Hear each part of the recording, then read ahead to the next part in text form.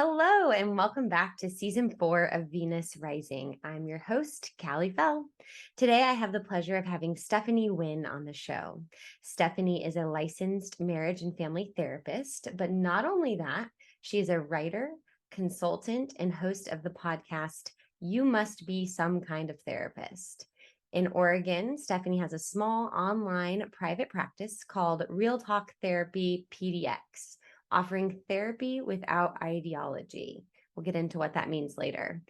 Both in her clinical work and in her writing, speaking, and consulting, Stephanie has increasingly taken an interest in the unique mental health needs of victims of gender medicine.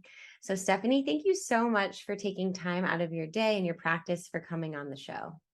My pleasure. Great to be here, Callie. Thanks for having me. Yeah, I've been following you for some time on Twitter, and it's about time that you are sitting down with me. I'm so glad that you agreed. In your podcast, you've had the opportunity to interview Colin Wright, who is featured in our first documentary on medically transitioning children. And you've also interviewed Helena, a young woman who has detransitioned, and she's actually featured in our newest documentary titled The Detransition Diaries, Saving Our Sisters.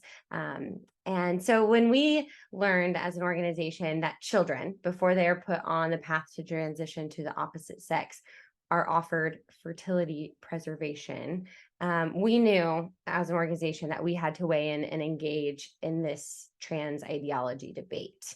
Much of our previous work focuses on fertility and infertility, and just learning that children are rendered infertile by this process, by these therapies, is really heartbreaking for us. So I guess we'll just dive in. Why for you? Why, as a licensed family therapist, why is this a topic that you are so engaged in or that you find important? So I started off far to the left. I was in a group practice of 300 something therapists at the company I worked for. I was the one who worked with the polyamorous couples and more sums and gay people. And I was sort of naturally one of the first people who started receiving referrals when we started seeing the uptick in transgender identifying youth. And I also attended the training that is, I'm guessing, pretty standard for the types of trainings that therapists are attending, with this new approach to what they called gender affirmative care. And initially I was on board because it seemed like the right thing to do because of my progressive values, even though there is something very counterintuitive about it. Even though these medical procedures that we were being asked to sort of greenlight were very extreme, and this isn't how we normally approach mental health issues, but I wanted to be supportive of what I then viewed as a unified community, the LGBTQ plus community. And so I worked with many transgender identifying people, non-binary identifying people from this affirmation stance. I'm thankful in retrospect that I never went on to the next level training in which I would have been taught to actually write those letters, because I think I would have a hard time living with myself if I had had such a large role to play in someone making irreversible physical changes. As it was looking back, I made a referral once for one of my clients to receive one of those letters from someone else who'd done that training. But I had my concerns as I worked with this population because of what seemed like some really deep-seated, entrenched mental health issues that I was having a hard time helping them with. And I wasn't feeling as effective as I was with anyone else. And sometimes it felt like the reason for that was that we couldn't talk about the elephant in the room, their desire to change sex, whether that had happened or not. I mean, not that humans can change sex, but within that belief system. And I had some concerns about I just wondered what these medical treatments were doing to people, because they are Mhm. so extreme and counterintuitive. Mhm. But I was working within this model in good faith, and it took me a while of kind of noticing some things that were concerning me about the mental health presentation in this population. And so I slowly kind of stopped accepting referrals because I felt like I need to figure out what I think about this. I need to do my Mhm. research. And at the time, I was learning about a lot of other things as well.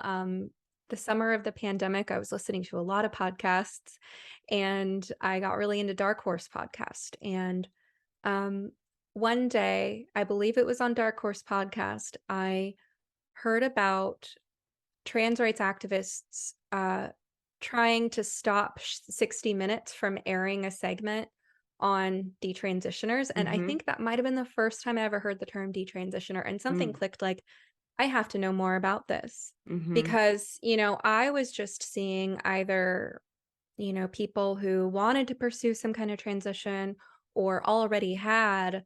And I wasn't seeing what happened years down the line. But knowing everything I do about developmental psychology and adolescence and what these particular adolescents were going through, it didn't seem likely that they would forever believe that that was the right choice. And Mm. so the idea that people might detransition at some point, I hadn't heard about that until I heard that there were people trying to cover it up. And Mm. that's when I thought I really need to do my research. So I started listening to the stories of detransitioners pretty obsessively, listening to the stories of parents who felt like this, what I now believe to be cult-like ideology, had ripped apart their families. Started learning about the medical effects of these procedures and understanding gender critical responses to the ideology itself, learning about the dangers of self ID. So, all around the same time, I read Abigail Schreier's book, I read Deborah So's book, I listened to a whole lot of podcasts and interviews. And it was about a year of researching the issue pretty intensively before I decided to come out and say something. Mm. Um, because I didn't want to make the mistake of being cavalier about something so serious. I do believe it's a life and death issue, and trans rights activists will often frame it that way. They frame this as an issue of transition or die, which I believe is not only inaccurate, but it's a cruel and abusive manipulation tactic. Mhm. So I understand that this is a matter of life and death, though, because we're talking about suicide risk, we're talking about health complications, and we're talking about interventions that if people are going to do these things, you better hope that there's very low rates of complications and very low rates of regret, because otherwise Mhm. these are really extreme things to have complications or regrets about. Mhm. And the data just doesn't back that up. So, and as a mental health professional, there's just a lot that I know that's related to this topic that gave me pause, that made me think there are other relevant issues that I know a thing or two about, that I think we should be exploring in relation to this. So after about a year of thinking deeply on the matter, I got on Twitter, started blogging, started developing my podcast, You Must Be Some Kind of Therapist. I started developing that when I got on Twitter and started blogging back in September of 2021, but the podcast didn't launch until this May. But as of now, the date that we're recording this, I now have 18 episodes. Out of those 18 episodes, um, two are interviews with detransitioners. I have another two detransition interviews on the way. I've got an interview with a parent who helped her child desist. I've spoken with Helen Joyce and other people related to this, and everyone I've met has been very reasonable, caring, and fair minded. And the further I go in this work, the more certain I become that I've made the right choice. Mm. And there really aren't any sound arguments for medical and social transition. And all the behavior I see on that side is cultish, it's abusive, and it's not going to have good long-term results. Yeah. When you decided after your research that no, I can't partake in this, were you met with resistance from your colleagues? What was your life like when you decided to make that step and to say, I'm not for this? So I was, for better or worse, pretty isolated. It was the pandemic. I was very choosy about who I got together with in person. Hmm. Um, a lot of my kind of older therapist friends I just kind of lost touch with. I'm a bit of a hermit. Fortunately, I have a really supportive partner who is always open to learning things from me and has been on this journey with me and respected my point of view as it's evolved. Um, but I definitely had problems on Facebook. That's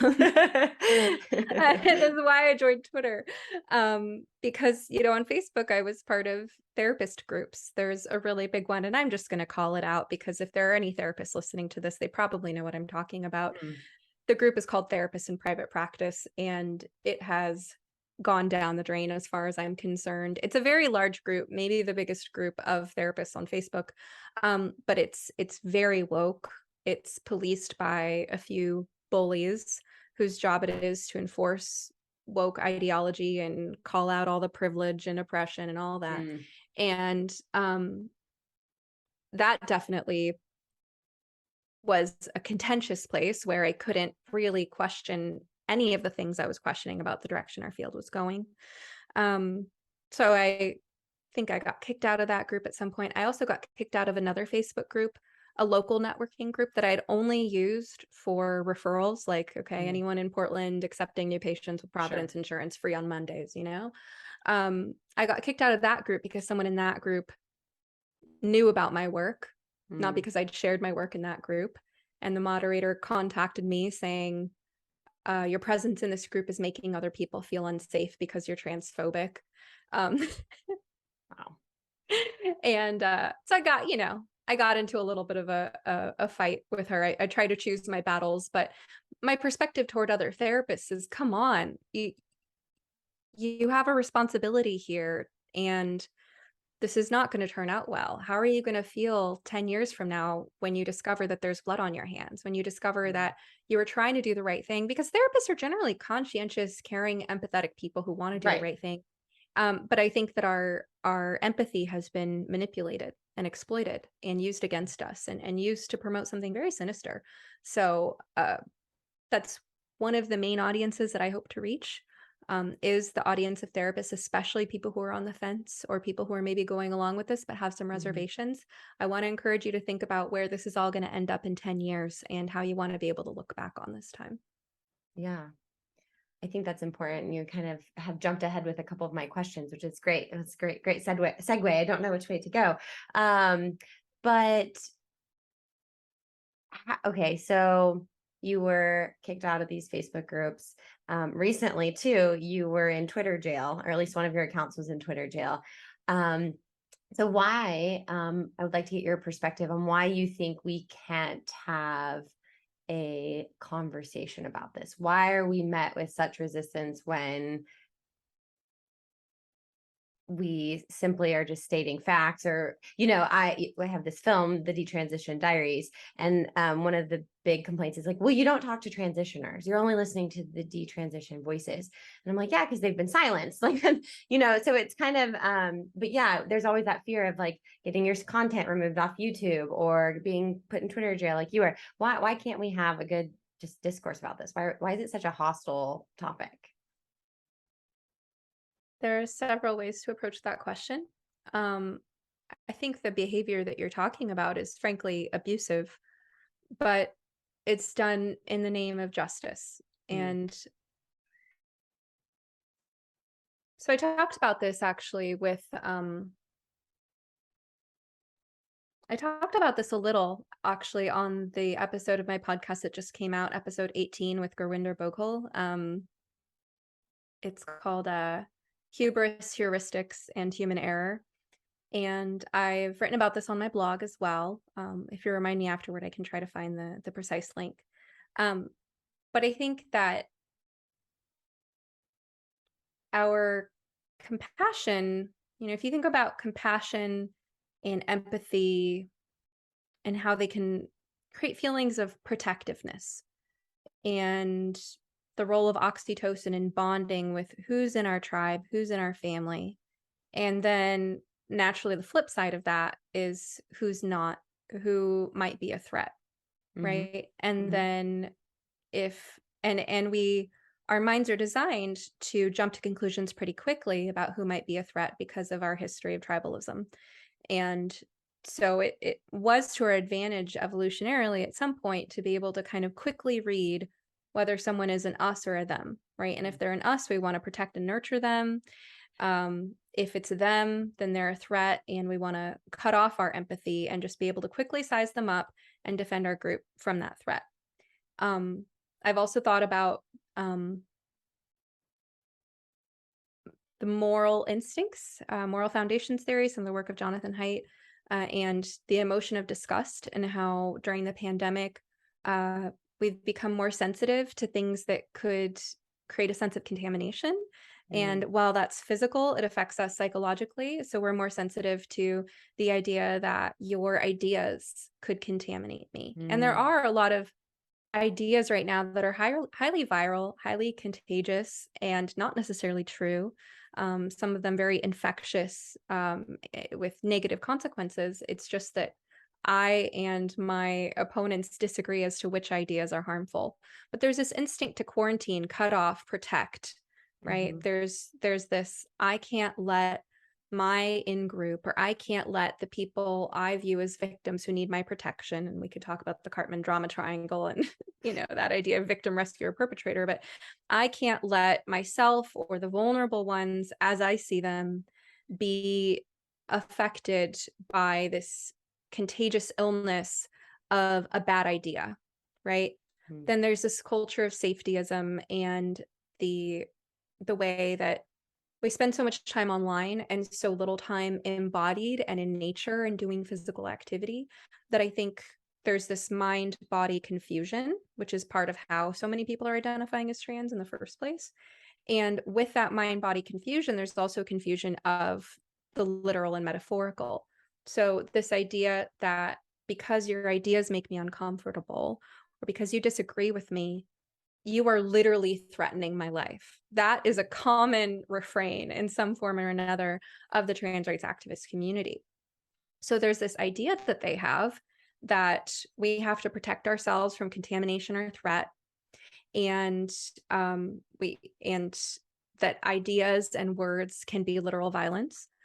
There was somebody commenting on one of my Twitter threads recently, and I immediately blocked them, but one of my followers kept engaging with them, and I could see what was happening if I looked. Um, who was arguing, I mean, it was escalating. They were typing in all caps, "You are literally trying to kill us." Right. And this is, if you pay attention to what trans rights activists are doing, they really are creating this paranoid worldview Mhm. that Mhm. says that others are trying to kill us. The so then it becomes this necessary moral imperative to shut up and silence, right? It's this idea that your words are violence, and Mhm. therefore we can't have your words. That's only part of how I would respond to that question. There's a lot of ways I'd like to psychoanalyze it, but I think that's plenty. I think, yeah, no, I think that's great. I mean, yeah, I'd posted about our new documentary online and was kind of met with that. Like, do you realize how damaging this film is for people? And I was like, it's just the other side of the story at the very minimum, you know? Do you think that gender dysphoria would be a global conversation, or a global topic if social media, or yeah, we'll just say social media didn't exist? No. Okay. So with that, then, that very blunt, quick response, what's your take on this as a social contagion? It sounds, I mean, yeah. I don't know if gender dysphoria is the correct term to use, Okay. because there are people who are trying to divorce the diagnosis or even the concept of pathology from this idea of having a disembodied gender identity. So I recently wrote an article called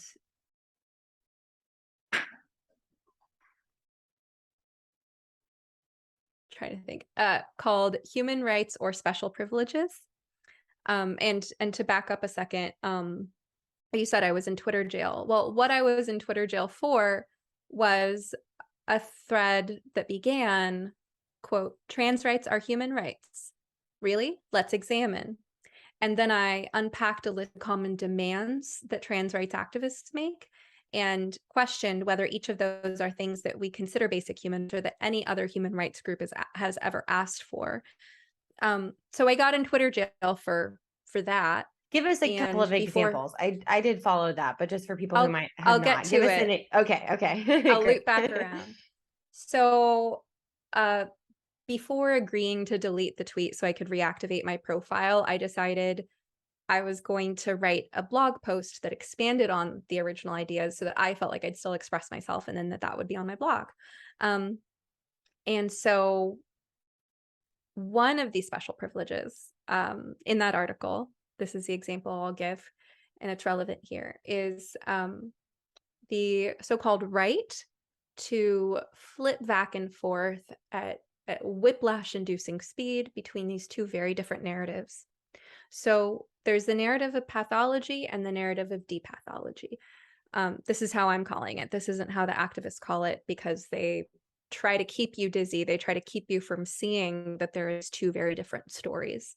Okay. But the narrative pathology says gender dysphoria is a medical condition, and it's such a severe medical condition that the only alternatives are either these irreversible medical procedures or death, right? Mm. It's the suicide threats, the trans your kid or they're going to die.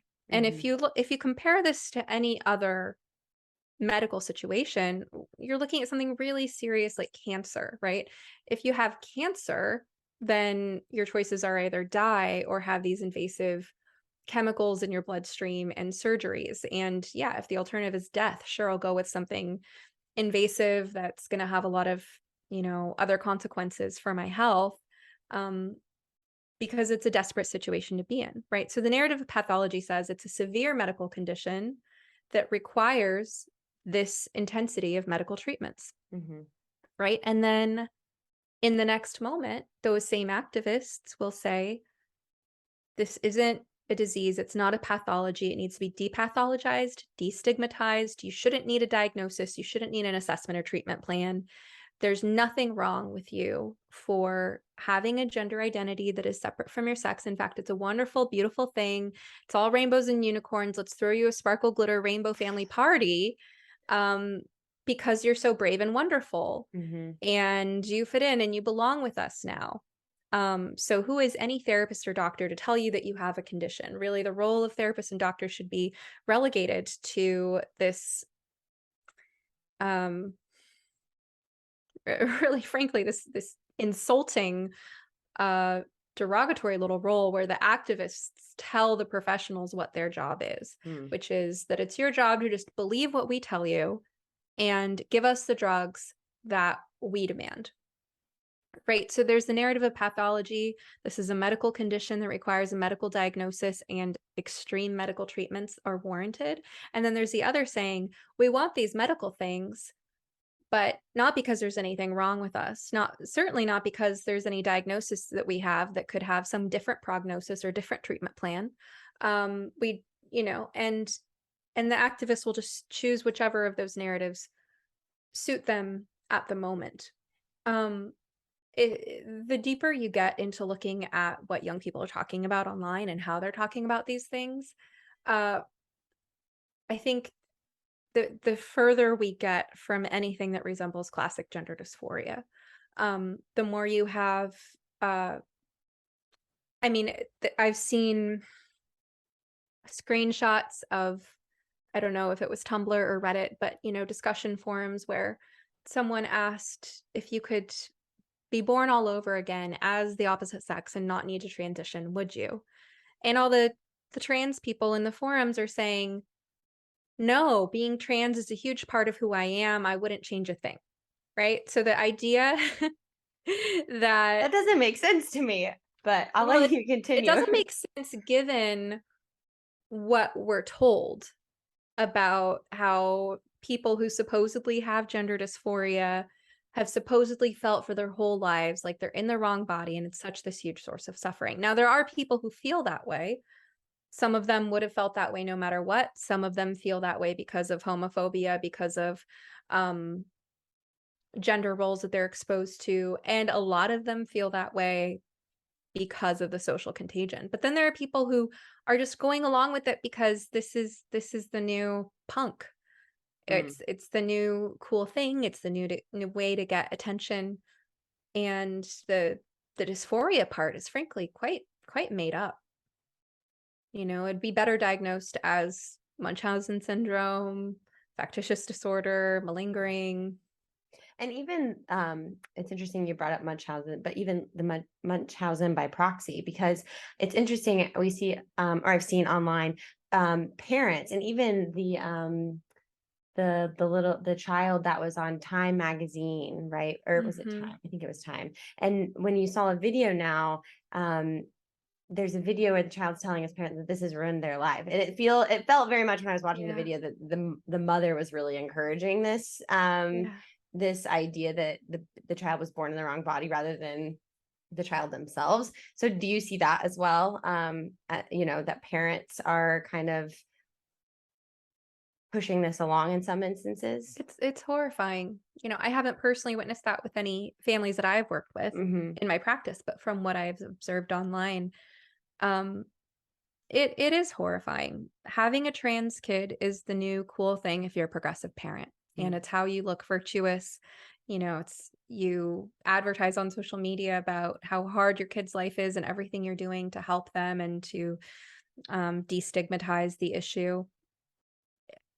One thing I've learned from the experience of being a therapist is that the human mind is very creative, and one of the ways in which it's creative is that we can choose almost any set of filters to look through, and when we look through those filters, we will see what we're looking for. Mm. If I want to see evidence that everything is terrible and life is doomed, I will see that. And if I want to see evidence that everything is wonderful and the future looks bright, I will see that too. Wow. If I want to see evidence that men are untrustworthy, which a lot of women with trauma do, I will find that. But if I want to see evidence that men are wonderful and supportive, I will see that too. Pick a topic, right? And so when it comes to this idea of the trans toddler and the parent with the Munchausen by proxy, that situation, um, I mean, they're looking at evidence.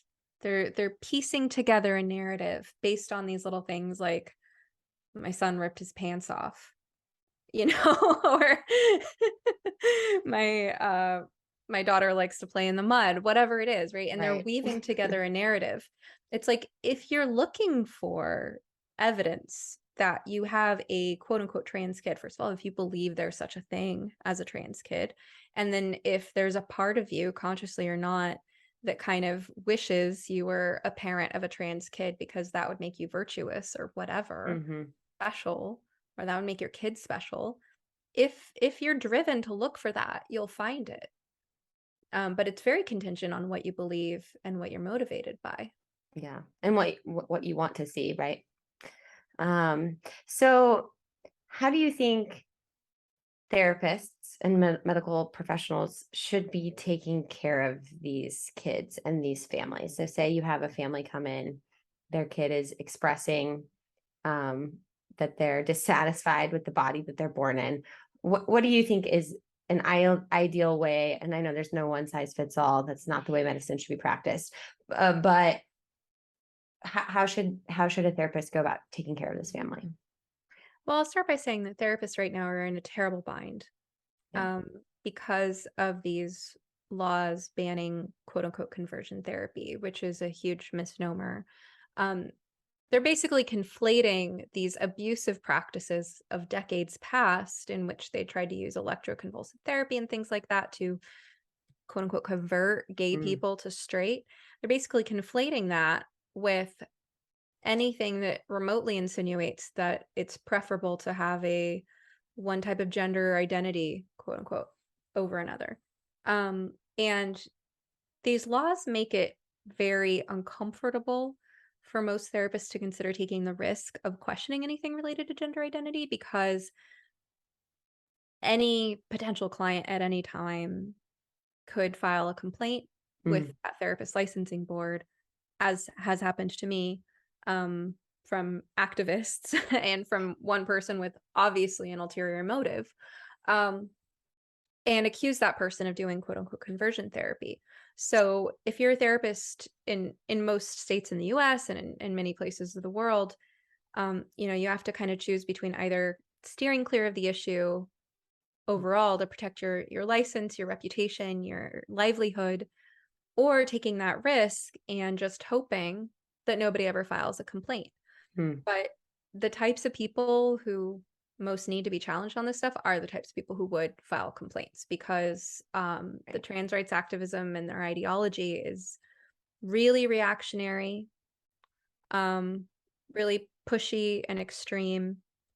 Um, and frankly, we're always at higher risk of having complaints lodged by people with worse mental health conditions overall, especially people with personality disorders.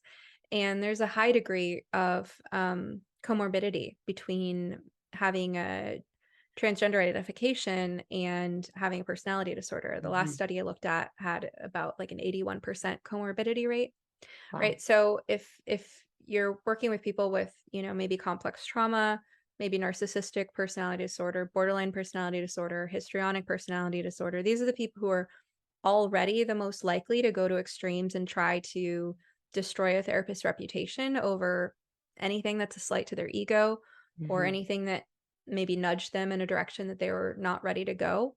Um, and I think my point is that it's not worth the risk for so many people. Um, so many therapists are either they're following the affirmation model or they're trying to steer clear of the issue. Mhm. Now, how should therapists ideally be able to work with this? Well, um, let's say it's a teenager. What are the issues relevant to teens? Social issues, first and foremost, Mhm. hormonal issues, the discomfort with puberty, peer pressure, and all kinds of other mental health stuff, family dynamics. That's the stuff you want to explore, right? Mhm. Mhm. You want to explore, well, and part of what makes it complicated is that kids are being told online what to say to therapists and doctors, Yeah. right? So they're being given a script. They're being told to say, "I've always felt this way." They're being told to again look through that filter that's looking for a certain type of evidence and think about evidence from earlier in their childhood that they've always felt this way, even if it's only been 6 months in reality. Um, they're being told to present certain information. They're being told to minimize any other information about their mental health. Um, they're being told to say that they feel suicidal and that they strongly believe that these hormones and surgeries are what's going to alleviate that. So they're being, coached to say all this, right? So Mhm. that's what's walking into your office, right? What's walking into your office or your virtual office, if you're like me and you work online, is a kid who has heard all this stuff online and is coming into therapy with a particular agenda. Um, and so it's hard to even start with where did you get this idea? Because their answer might not be truthful, right? But Mhm. you're going to want to explore if you can find a way to encourage them to be more truthful. You're going to want to explore where did they hear about these ideas. You're going to want to learn all about their friend groups, Mhm. their time spent online, what it means to be a boy or a girl or trans or non-binary. Explore the meaning of all of that to them, and you're going to find particular narratives that are probably going to look a lot like other narratives of that other trans identifying kids are presenting. I Mhm. mean, this happens to me all the time since I work with parents on this issue. Is parents will come to me saying, "He said this," or "Can you believe she said that?" I mean, and they'll still report the strangest things that their kid says, and I'm like, "Yeah, that's what they all say," and they're like, "Really?" I'm like, "Yeah, that's what they're that's it's all over the forums, like it's all Right. over TikTok." Um, so I would say that a therapist should be familiar with what's happening on those forums Mhm. and on social media, what the narratives are about all these issues. Try to establish enough rapport with a kid that you can help them open up about any uncertainty about this and about the truth of where they're getting these messages. And then trying, also looking at family dynamics, right? So, in addition to peer pressure, wanting to fit in, internalized homophobia, the ideology that rewards identifying this way. You'd also want to understand anything that's been going on in the family or the school situation that might be intensifying a need for some kind of special attention. Mhm. Have they been bullied, or the guest I had on episode 3 of my show, Jennifer, talked about helping her daughter desist, and she said that part of the issue was that her daughter was the youngest of 3, and that Jennifer herself at the time was doing a lot of therapy for her own trauma, and that her daughter was feeling kind of neglected. Mhm. It's that youngest child, what about me? And that this was a cry for help and a call for attention, right? So there's all kinds of family dynamics, having like families where it's a mother and daughters and there's an absent father, or there's an estranged relationship with a father who was maybe abusive. Oftentimes in that type of situation, one of the daughters will feel the need to be the man of the house. Mm. So there's a lot to explore um, Mhm. about Mhm. family dynamics, about bullying and social incentives, um, feelings about one's body, right? Because what these kids are being told online is that if you're uncomfortable with your body, it means you're trans. Can anybody remember being comfortable with their body? Right, especially during puberty, right? Like, Yeah. who is like, "I am in love with this process and I feel great." Like, all Yeah. these changes are so normal, you know? Yeah. And when these trans kids, they talk about their dysphoria and they use as evidence of of the validity of their dysphoria, they'll talk about how much they hate getting their period. It's like, have you ever talked to a woman about getting her period? Like, I mean, just normalizing. I mean, Mhm. you have to have enough rapport with the kid that they're going to be willing to hear you. And I think it's hard if the kid's really entrenched in this kind of cultish culture because they're being taught to cut off anyone and anything that doesn't immediately affirm. So it's going to be an uphill battle to establish the rapport. I think family therapy could be very helpful in many instances. Um, Figuring out other ways of communicating their distress to their parents besides this, because oftentimes kids will use this to shut down conversation and they really don't have much emotional intelligence to speak of. They don't have communication skills, and they're just spending hours a day exposed to this narrative online that tells Mhm. them that this whole gender thing is the explanation for Mhm. why they're facing what we essentially know is the human condition, Yeah. plus being a teenager, plus whatever the circumstances of their Yeah. unique life are. And then Um, they go through these transition treatments. They realize after years that things have changed. They're done with puberty, they're done with school, the social circle has changed, and they still don't feel any better from their treatment. So then we have detransitioners and those folks. Do in your practice then, let's you've kind of talked about um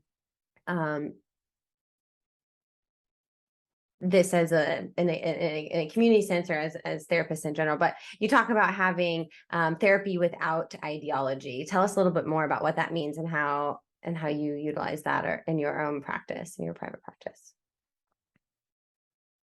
well, I find that it's necessary to let people know that um, seeing me as a safe space, but not in the sense of what quote unquote safe space has come to mean. Mhm. Safe space is a term that has come to mean a place where people with very particular views can be insulated in a bubble where they don't have to be exposed to any other views. And that's not what I mean. I mean that it should go without saying, but unfortunately, it needs to be said that I am not going to shame you for your demographics, for one thing. There are an increasing number of just horrific stories of people who have gone to a therapist seeking help and ended up feeling shamed or ridiculed or scorned for being male Mhm.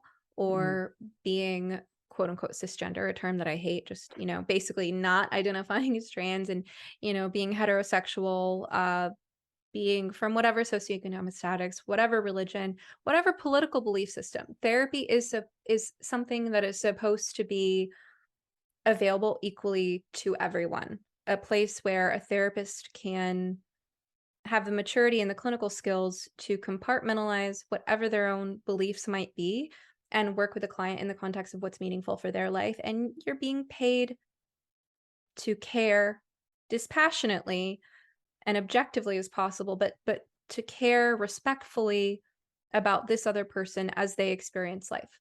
Mhm. Um, and unfortunately, there are a lot of people who have lost trust in therapists.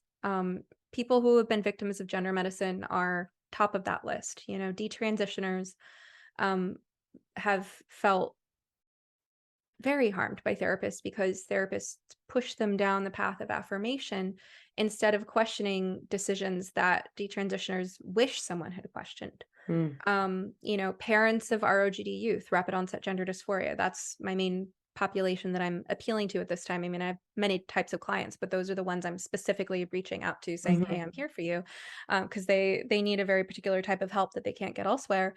They feel very alienated by therapists. And I think Mhm. there's just so much virtue signaling, especially, I mean, I don't know where you live, but I'm in Portland, Oregon. So, there's a lot of virtue signaling that goes on if you look at profiles and therapist directories. So, therapy without ideology means that I'm not approaching with a preconceived notion that's going to place some value judgment on my client based on their political beliefs, their religion, certainly not based on some immutable characteristics such as their sex or their skin color. Mhm. I'm not here to lecture anybody about their skin color privilege. Um, and in fact, no, I'm going to stop there. Okay. Fair enough. That was a great description of your practice. So what being that these parents are your, and I'm in San Francisco, by the way, so we're Oh close yeah. neighbors. Um, what do you, if let's say we have some families listening in, because we do hear from that group as well, families of rapid onset gender dysphoria. Um, if someone was listening or watching the show now, what do you wish that they knew more about this topic? Like, give like one or two things based on your experience with talking with these parents. What's one or two tidbits that you could give a parent listening in? Hmm. Wow, that really depends on where they're at in their journey. Say they're starting out. Let's start with my kid is just telling me that they think they're born in the wrong body. I have no idea what to do. I found this online. I found like, I am so overwhelmed. Give me two Mhm. things. Okay, so the first one is self-care. I see a lot of burnout. I see Mhm. parents losing sleep, quitting their jobs, getting divorces, you name it, because of this issue. It can be all consuming because as a parent, you're just so terrified that something really horrible is going to happen to your kid. Mm. And it can create an obsessiveness. And I get it. I mean, I get obsessive about this stuff, and I do not have a child with skin in the game. Um, so it's exponentially harder for parents. I would say, um, do not abandon yourself. Do not abandon your marriage. This is a time to strengthen your communication with your partner if at all possible. Watch out for how your kid might be triangulating you and your partner in order to, either drive a wedge between you or bring you closer together. This is a time to get stronger as a team. Mm. Um, this is a time to make sure that you're taking care of yourself, that you're sleeping 8 hours a night, that you're still doing something you love, that you're still moving your body, that you're still eating. Um, Try to find a good therapist. I know it's hard. Yeah. Um, And I think that's part so of the fear, right? Because from the parents I've talked with, they want to find help, but the help they turn to doesn't really want to help them, so to speak. In our film, one of the moms talks about how right in that room, the provider said, with the daughter present, you better affirm your daughter or she's going to commit suicide. And so I would be terrified if that was the kind of advice that I was getting, or didn't know who to turn to. So yeah. Okay, let me speak to that. sure, That yeah, that's please. a common experience. That is malpractice. Mm. Um, if a therapist ever talks to you that way, file a complaint with their licensing board. Okay. Um, there's no situation in which it's appropriate to use the threat of suicide to try to coerce someone into making a decision, especially a decision as major as, as a parent approving your 15-year-old whose brain hasn't reached won't reach maturity for another 10 years, approving your child to do something that's going to affect them for the rest of their life is not something you should be pressured into. Those statistics are false. They've been debunked. I would say go to statsforgender.org for actual data on the issue. And also, kids are highly suggestible. They're being told online by other trans rights activists and by this highly influential online community that they should threaten suicide. Okay. And they're being told that if they end up in the hospital, that the hospital is going to support them and coerce their parents. And I've seen this happen and it's Mm. horrifying. The kid, that the parents has some concerns. The kid says, fine, well, I'm going to kill myself. They end up in the hospital. Mhm. Doesn't mean they actually harm themselves. It means they threaten it loudly enough to get to the hospital. Um, and then the hospital staff actually uh, and this is against all practices that are standard for any other condition. The hospital staff hold the kid longer than they would in any other situation because normally what you're trying to do is make sure that they're stable enough to be discharged. Right. 3 days max. You make sure that there's a safety plan at home and a follow up with with therapist. Mostly, you make sure if it's a minor, you make sure that the parents can keep them safe at home Right. and that the minor can contract for safety. Mhm. But what's happening instead is these facilities are keeping kids who are only expressing suicidal ideation, maybe no actual gestures have been made. They're keeping them for like 10 days, Wow. making everything about the gender, not addressing any of the other issues, not doing full psych evals, and bringing in the parents to coerce the parents with the kids present in the room into agreeing to affirm as if that is the treatment plan. It's such a far departure from the standard of care. So I would say do everything you can to prevent your kid from ending up in the hospital. But these kids they're highly suggestible. They're being told things about suicide. A therapist should never ever say to anyone, "You are going to kill yourself unless." I don't care what comes after unless. That's not how we treat suicide. Our job is to I can't use the word affirm anymore because of what it has come to mean. But our job is to affirm people's resilience. Our job is to instill hope and faith and help build up an internal locus of control in our clients that says, even if you don't get what you want, you might hate your Mhm. parents. I mean, forget whatever the issue might be. You're talking to an adolescent. It's like, look, I know you hate your parents. There's this and there's that, and they're terrible, right? But okay, I get it. But you're not gonna let them hold you back, are you? Just because your parents won't let you play Xbox for another 6 months, you're gonna let that stop you, right? You want to Mhm. spark that will to live. You Mhm. wanna spark that resilience, that determination that says, "No, I'm not gonna let anything get in my way, Mhm. even if I don't get what I want."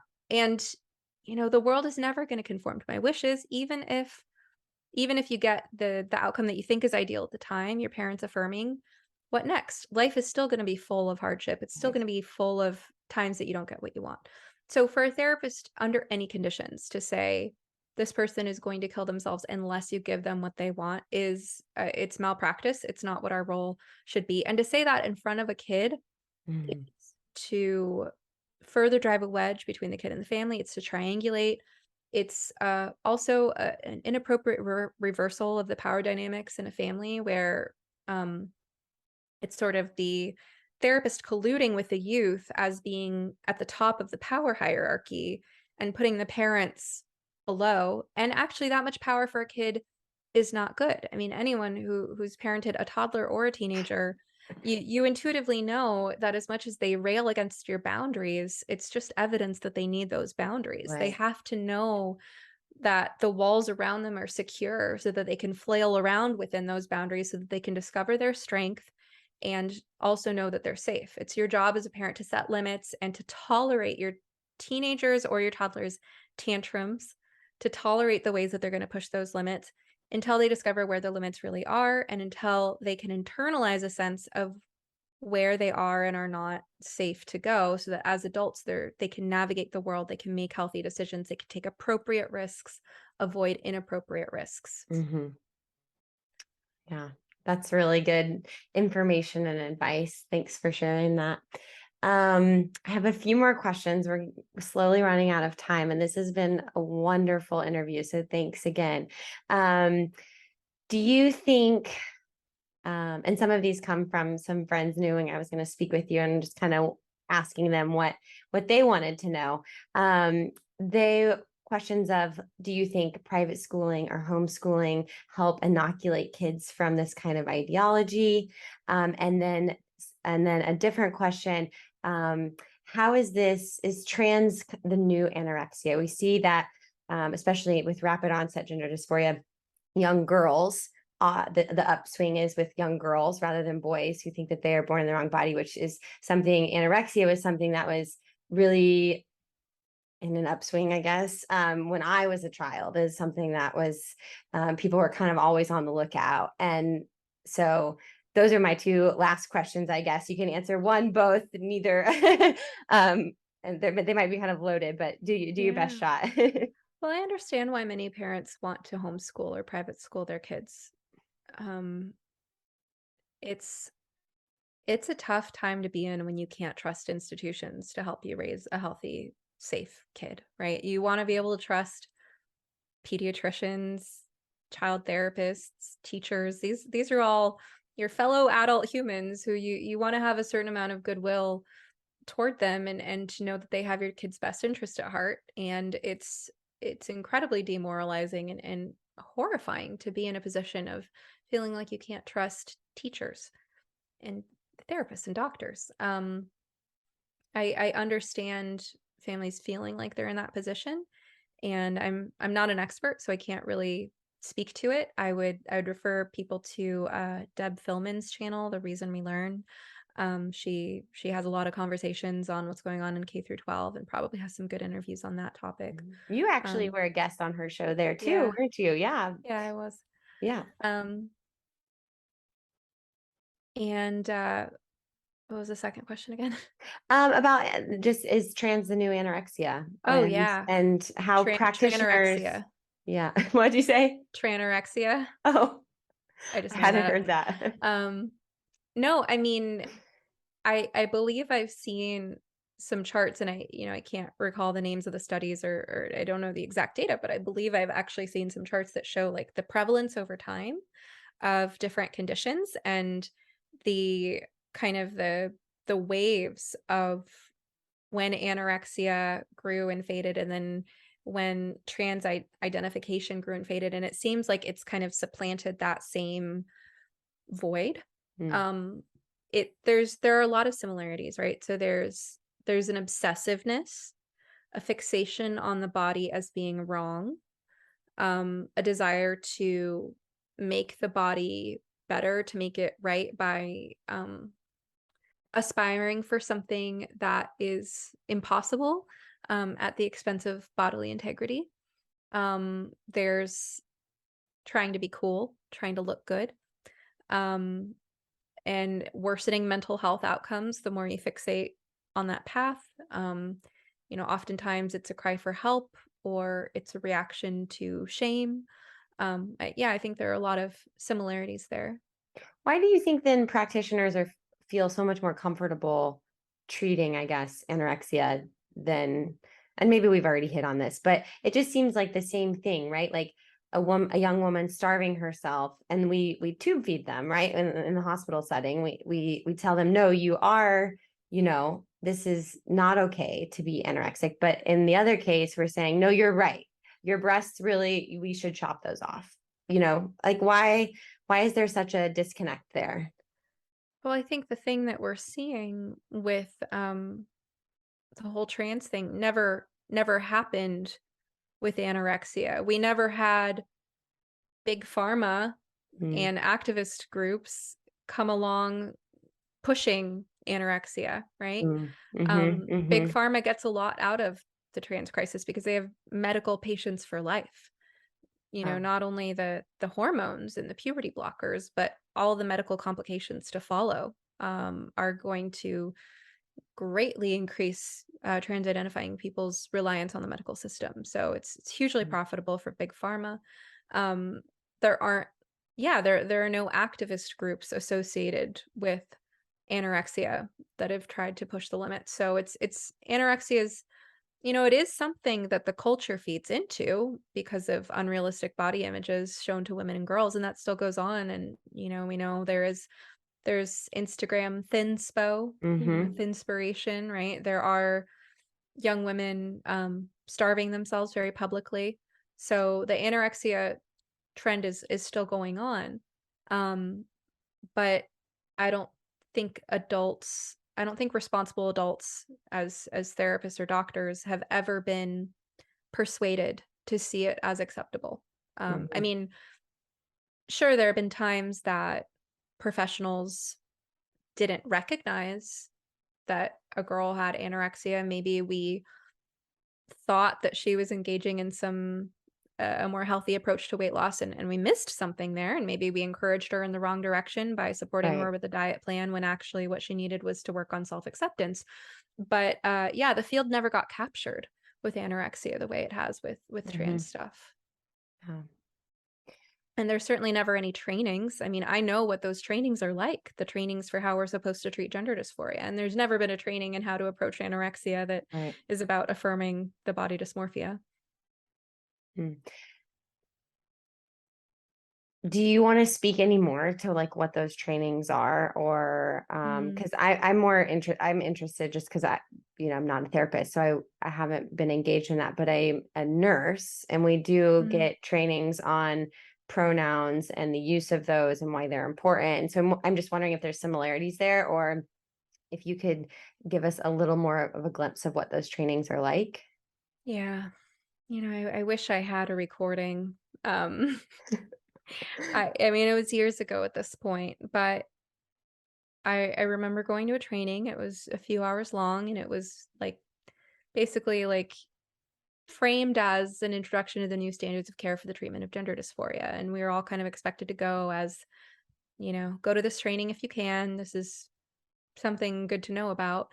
I don't know if the people at my company who uh, arranged for this facilitator to come, I don't know if they had any idea what they were signing up for. Hmm. Um, but basically, the messages being taught to therapists are very similar to the messages being spread to the general public, which is that gender dysphoria is this innate thing. Kids know who they are. And this is the best thing you can do is to affirm Hmm. and Hmm. don't minimize their experience. You must agree and you must counsel families in um, understanding that their daughter is now their son, yada yada yada. Puberty blockers, the earlier the better, because it's traumatic for kids to have to go through the wrong sex puberty. I mean, say all this with big air quotes and huge Right. grains of salt, right? But it's the message that this is the best thing you can do for these kids. They know who they are. Um, there's absolutely zero talk of any of the social component of things. Um, and they're in great distress. You shouldn't make them suffer going through puberty. and you should help them with social and medical transition as soon as possible. Otherwise, they're going to want to kill themselves. Mm. And your job as therapist is basically to greenlight them through the medical system, write these letters and, ask people's pronouns up front and believe them. I mean, that's basically what we were taught in a nutshell. And I Mhm. could rebuke those claims one by one if you want me to. You know, for today, I think I can't, but I would love to have you back on the show where we could go through and talk about that and refute each of those. Because I think um, knowledge is power. And I think you alluded to this earlier in the show about how the number of detransitioners has been lied about and that it hasn't been explicit and the data is skewed or we could go on and on. And so I think that that would be really helpful in a future episode to kind of go through and refute these claims and kind of debunk them maybe one by one. We could even do a shorter episode where that's just our sole focus. So I'd love to have you back to chat about that. But I think for today, we have a wealth of knowledge and we've gained a lot of insight thanks to you coming on the show. So I really appreciate it. Sure, sounds good. Yeah. Is there, before we go, is there anything else that you would like to add or say to someone that might be listening? Um, if you're questioning this stuff, you're not alone and you're not crazy. There are people and resources out there for you, and you can follow me and listen to my podcast. Yes. And Or I will include all of those links for Great. sure. We have her podcast title again is You Must Be Some Kind of Therapist. You can find that wherever podcasts are found, such as Apple and Spotify. You can also find her podcast, her blog, her shop, and services at www.sometherapist.com and her counseling practice at www.realtalktherapypdx.com. I have all those correct? Yeah, and you can follow me on all the socials at Some Yes. Therapist. Yes, exactly. And you have Some Therapist as one word and then an alternative with at some the space bar or the underscore. Underscore, yeah. Thank you. Some underscore therapist, and that's on Twitter and Instagram. So Stephanie, again, thank you for coming on the show today. I'm just gonna tell people to stay tuned for part 2 with you. Do you agree? Can you agree? Sure, Can I sounds get you good. on? Can I get you on record saying that you'll come back and we can kind of go through some of those claims and debunk them? Sure, sounds good, Kelly. Awesome. I'd like to thank each of our listeners and subscribers for tuning in. May you in your own life continue to facilitate discussion and may you continue to think beyond the masses.